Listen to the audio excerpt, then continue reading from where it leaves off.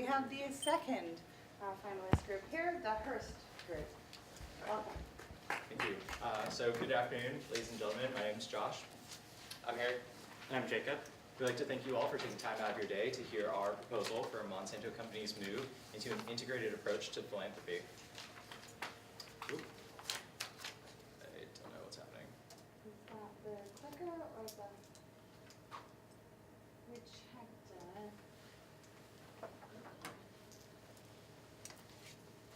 Plan B. Hit the reset button. Yeah, we could do that. That will work. It's empty.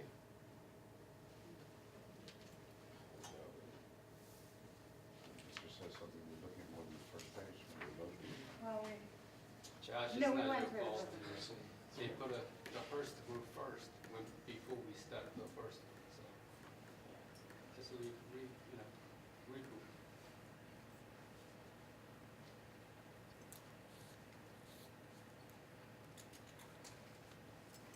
There. okay. Restart quick. From the top? Get it? From the top, go. All right. Good afternoon, ladies and gentlemen. My name is Joshua Sain. I'm Harry Glenfire.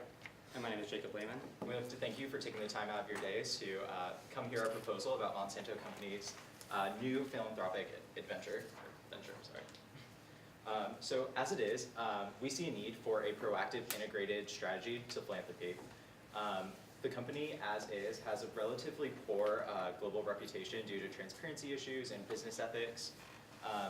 And as you stated, you'd like to see a partnership with USAID and in Ghana, and we think we found a really great fit.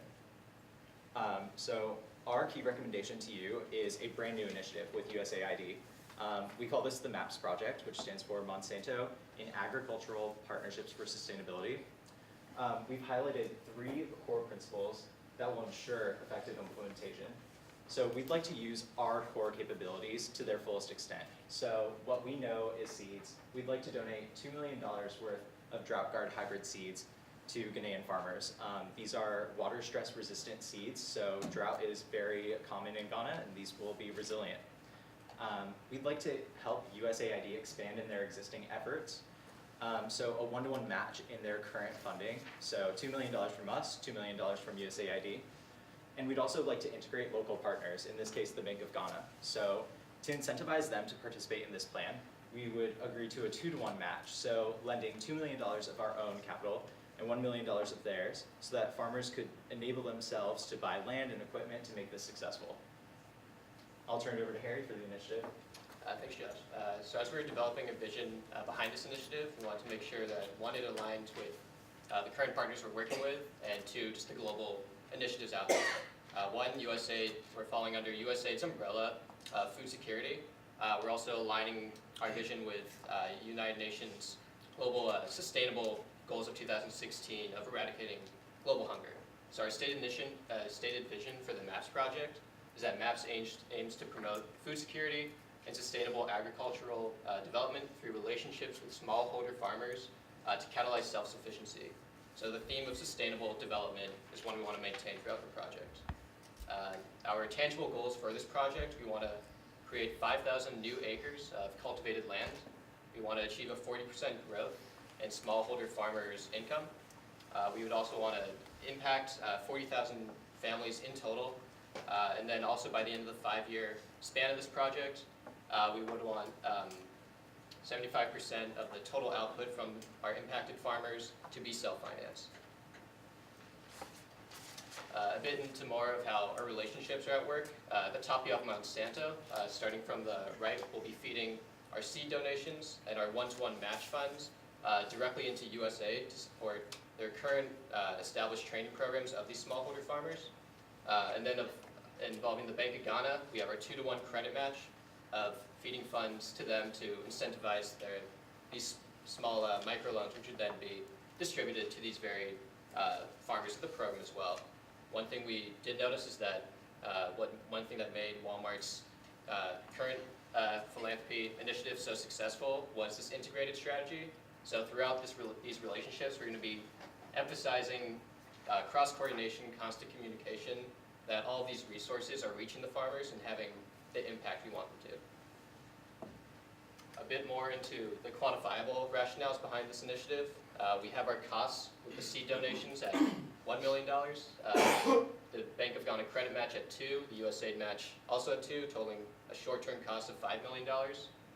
We understand, though, that with any philanthropic undertaking, that there must be a business rationale behind that.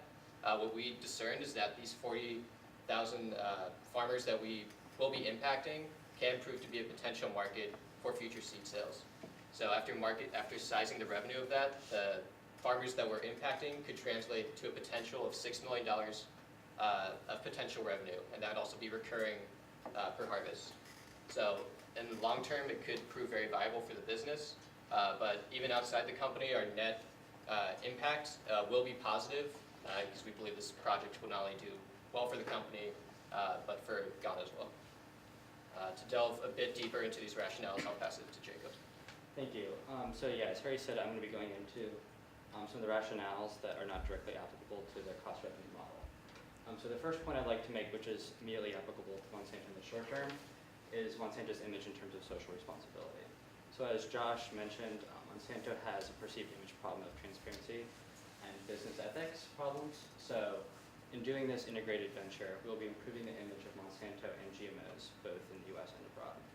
The second big point is we will be helping economic self-sufficiency for smallholder Ghanaian farmers. This will increase their yield capacity and their income and give them access to innovative value chains that might not have even existed before. In doing so, we will also increase the capacity of the Ghanaian economy. This will allow Ghana to make its own investments into its agricultural sector, which will open up new markets for Monsanto seeds and give precedent for other African nations to invest in Monsanto products. In order to make a smooth transition into our initiative, we have outlined an implementation timeline. So after planning and approval, we have the first rollout at 6 months, where we distribute the seeds and $2 million for training and technology between Monsanto and USAID. In 30 months, we'll have a mid-impact assessment. We'll just assess what goals we had versus how far the project is going along. And based on our current research, we expect that 30,000 farmers will have been impacted at this point. A month after that, we'll begin our second rollout, which is the last $1 million for training and technology, and a combined $3 million in credit between Monsanto and the Bank of Ghana. At 59 months, we will have our end impact assessment to assess whether we met our goals and for precedent for future philanthropic ventures. And now I'll just be addressing some risks that we identified with this venture and the mitigation techniques that we came up with to solve them. The first risk we identified was soil crop compatibility, which based on our current research, we established this is a low risk because maize is already produced by Ghanaian farmers. Currently, low yields are actually attributed more to agronomic practices, which we plan to address through training with USAID. There is a medium to high risk of crop failure due to drought, as Josh mentioned as well. We plan to address this through distributing our specialized drought guard hybrid, which is a Monsanto product that deals with drought stress. We also plan to implement irrigation techniques and training through USAID's current projects. The last risk we identified was the financing inefficiencies with the Bank of Ghana. We plan to address this through the 2-to-1 match incentive and heavy coordination, again with USAID. And I'll turn it over to Josh for the recap. So in conclusion, we recommend a joint venture with USAID and the Bank of Ghana to provide sustainable resources for Ghanaian farmers through the MAPS project. It promotes our brand, it promotes GMOs, and it has a potential for $6 million in recurring revenue. It not only does it enable growth and sustainability for Monsanto, but enables growth and sustainability for Ghana. So again, thank you for your time, and if you have any questions, we'll take them now.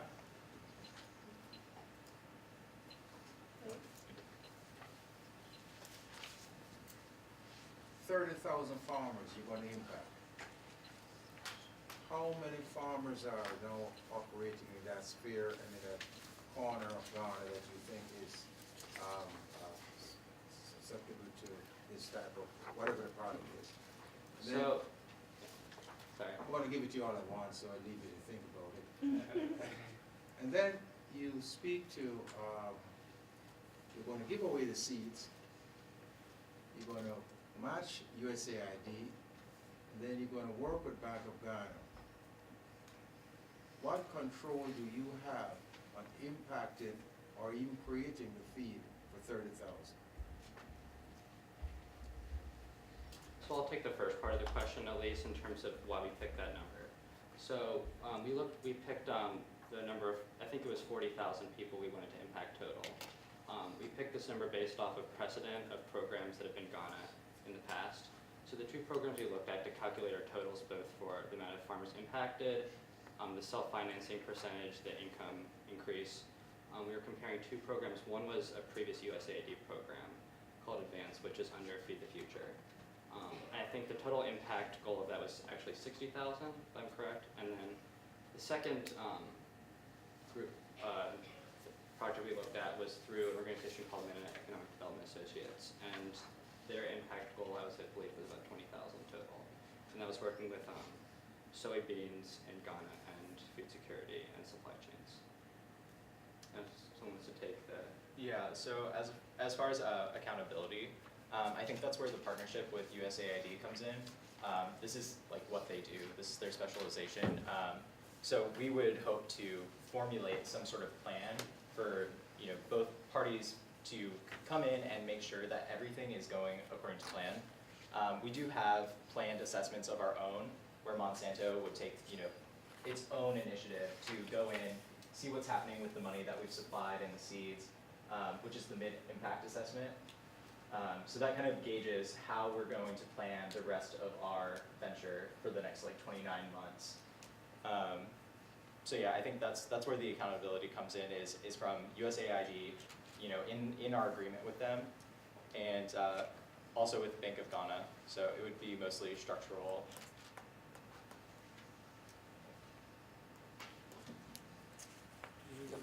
Yeah. What's the backup plan if Bank of Ghana doesn't want to get involved in this? So I think at this point we are willing to let go of $2 million worth of funding, one way or another, whether it's with a 2-to-1 match with Bank of Ghana or not. So I would say a backup plan is just giving it out as a grant. So $2 million as a grant to these farmers, as opposed to $2 million from us in credit. I'll also just point out, so with that $3 million, $1 million is credits coming out of the Bank of Ghana. $2 million we're contributing is also in credits, but we're not giving money to Bank of Ghana. We're utilizing a third party, a commercial bank, so that would still be an option to utilize regardless of Bank of Ghana. I think in general that the reason we're confident about Bank of Ghana's involvement is one, that they have partnered with USAID in the past, and I think two, being the company we knew we had to offer a heavy incentive for them to get this collaboration. So I believe that the 2-to-1, aggressive 2-to-1 matching program, but also through USAID gave us the confidence to involve them. $1 million covers seeds for 30,000 farmers? Yeah, so on our costing, there wasn't much public information about Monsanto's current pricing. Currently, it's referenced $300 of market price, and that covers about 2.1 acres, approximately. 2.3, I believe, yeah. Yeah. And we priced that $1 million as inventory cost. So Monsanto, they charge it an extra approximately 50%. So 50 million, or it's $1 million worth of inventory costs we found exceeded the amount of acreage that would cover these farmers. There's a long-standing question in the back. I'm not a numbers person, but your numbers got me curious. Two sets of numbers, and I'll just put them out there. One, your goals. If you look at your goals slide, I would like to know the goals. I would like to know what you base all these numbers, how they're all related to each other. The 5,000 acres with the 40,000 families, I assume those are the farmers that you're referring to. And I just would like an explanation of how each of these figures are related to each other.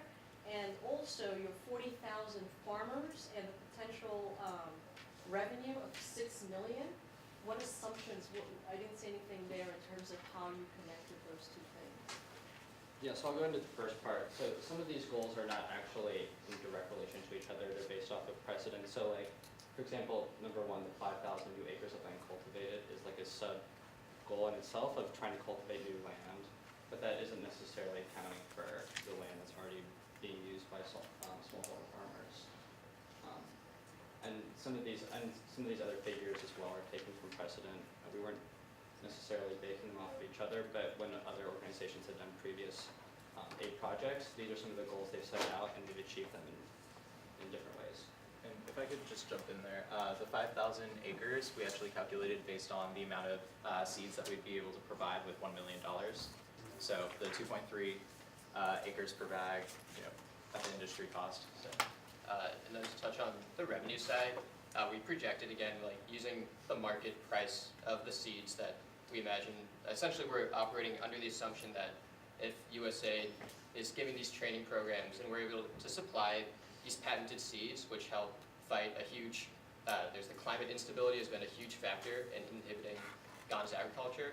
So we're under the assumption that by donating these seeds and having them integrate into USAID's trainings, that once the trainings are over, there'll be some demand for these to be a market to exist for future purposes. And the way we price that $6 million is we wouldn't charge Ghana the full margins that U.S. Purchasers purchase seeds, but still enough of a margin that it would generate enough revenue if every one of those impacted farmers chose to rebuy seeds following the project.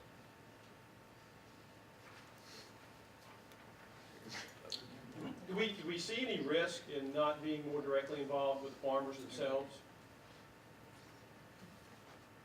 So I think one thing that we were taking into consideration is how do we keep it integrated, but to what point, like, because the company is struggling with a bad reputation, so what would the reception like on the ground if we had Monsanto employees on the ground doing anything behind, except for the monitoring piece? Again, we modeled a lot of this program off USAID's pre-made the advancement program under the Feed the Future initiative, because we found they have the capabilities of conducting these trainings with their own employees. We felt the best way that we could expand on those efforts was more, donating the resources and then donating what we know best is monitoring impact. And I'll just add one thing quickly, in that GMOs and Monsanto are controversial in the United States as an example, but they also are controversial in Ghana. So the plant breeders bill has certainly been controversial. There's advocacy groups on the ground in Ghana that have opposed it. So yeah, just adding on, contributing to what Harry said, I think devolving ourselves a little bit actually makes this project more successful and makes smallholder farmers more comfortable with working on this project. I have a 3-point question that builds on this. And we only have a few seconds. Okay, so if GMO is caused the bad reputation, you're perpetuating that by putting your GMOs out there. Yeah. And so secondly, how are you going to police the fact that you want to sell these things in the future, whereas they could just use the offspring of these free plants to get the seeds for next season, they'll never have to buy yours. And then third, it seems to me the irrigation equipment is the biggest expense. Why aren't you pushing more of the Bank of Ghana financing to go into irrigation? So if I could just, so in regards to the first question, I think the payoff here is the hope that they'll see successful crop yields that are unprecedented in the region due to drought. I think it kind of comes down to that this strain of maize actually turned into the savior of the day. GMOs helped feed this entire community, this entire country. So I think that leverages the perception of GMOs in a way, and that country really doesn't have much to build off of as of yet. So, GMOs don't have a big presence in Ghana right now. So, and I'll just handle this second and third very quickly. So they will, these people will still be having to sign a contract for our patenting laws, but there won't be any contracts with having to rebuy. But they will not be legally allowed to, with the plant breeders bill as well, is going to help enforce royalties for organizations like Monsanto. Thirdly, actually It's about time. Yeah. Thank you.